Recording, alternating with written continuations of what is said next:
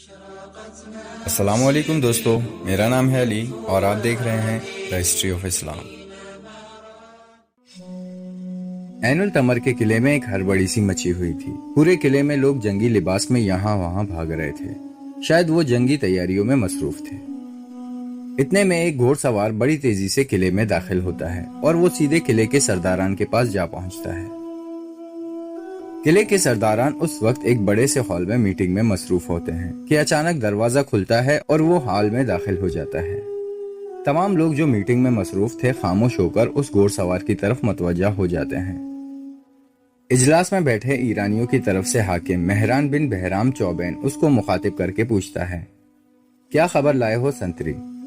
وہ سر جھکا کر جواب دیتا ہے، میرے آقا ایک بری خبر ہے، خالد انبار سے ایک بڑی فوج لے کر نکل چکا ہے، وہ بہت جلد ہم تک پہنچ جائے گا۔ اگر ہم نے جلد از جلد کچھ نہ کیا تو اپنے ہی قلعے میں محصور ہو جائیں گے۔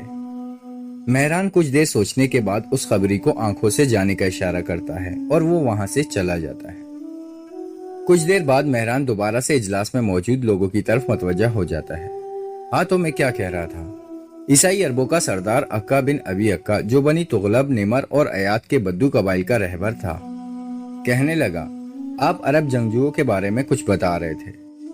ہاں، عرب کے لوگ بہت ضدی اور طاقتور ہوتے ہیں، وہ مر تو جاتے ہیں لیکن اپنی ریاست سے کبھی دھوکہ نہیں کرتے۔ جیسا کہ آپ سب کو معلوم ہے، مسلمانوں نے انبار کا قلعہ فتح کر لیا ہے اور وہ بہت جلد عین التمر کے قلعے کے سامنے ہوں گے۔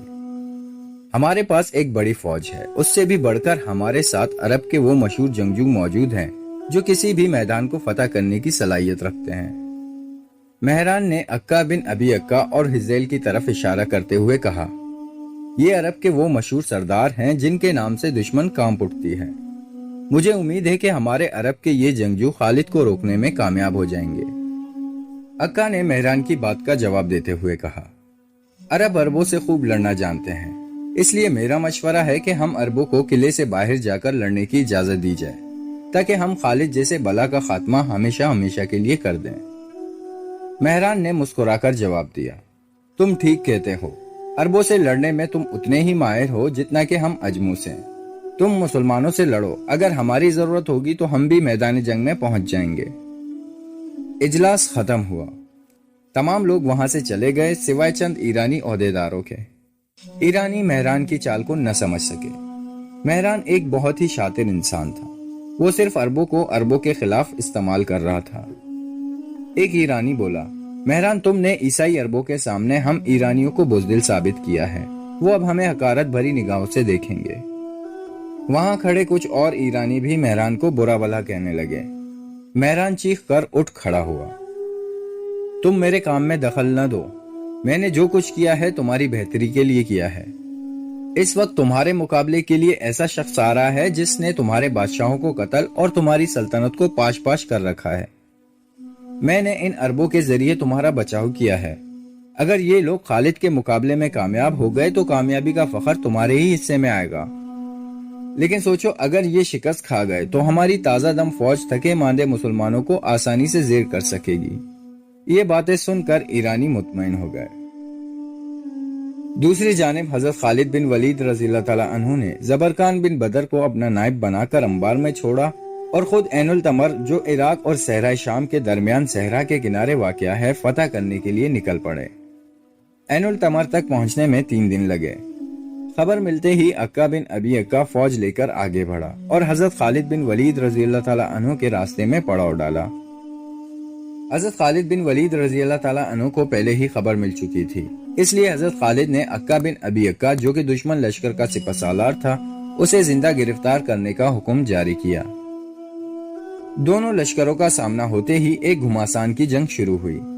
ابتدا میں ہی عرب عیسائیوں کے پیر اکھڑنے لگے، کچھ دیر مقابلہ کیا، اس کے بعد عیسائی عرب منتشر ہو گئے۔ حضرت خالد کے چنندہ سپاہیوں نے بڑی پھرتی سے کمن پھینک کر عکا کو گرفتار کر لیا۔ اپنے سردار کا یہ حشر دیکھ کر وہ بدو جو کہ بہادری سے مقابلہ کر رہے تھے ٹھنڈے پڑ گئے، انہوں نے بے تحاشا بھاگنا شروع کر دیا۔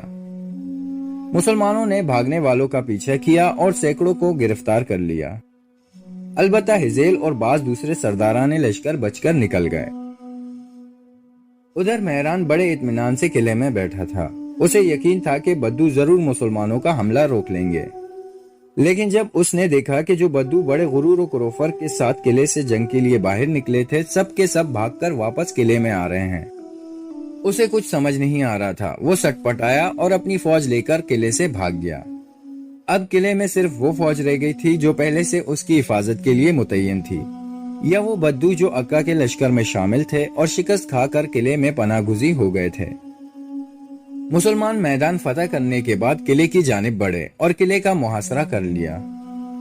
کچھ روز تو قلعے والے دروازہ بند کیے محاصرہ کا مقابلہ کرتے رہے، لیکن جب انہوں نے دیکھا کہ ان میں حضرت خالد بن ولید رضی اللہ تعالیٰ عنہ کا مقابلہ کرنے کی طاقت نہیں، تو انہوں نے اس شرط پر دروازہ کھولنے کی پیشکش کی کہ ان کی جان بخشی کر دی جائے، لیکن حضرت خالد بن ولید رضی اللہ تعالیٰ عنہ نے غیر مشروط طور پر ہتھیار ڈالنے کا مطالبہ کیا۔ آخر کار انہیں یہ مطالبہ ماننا پڑا اور قلعے کے دروازے کھول دیے گئے۔ حضرت خالد نے سب کو گرفتار کرنے کا حکم دیا۔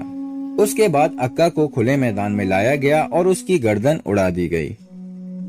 عین التمر فتح ہو چکا تھا۔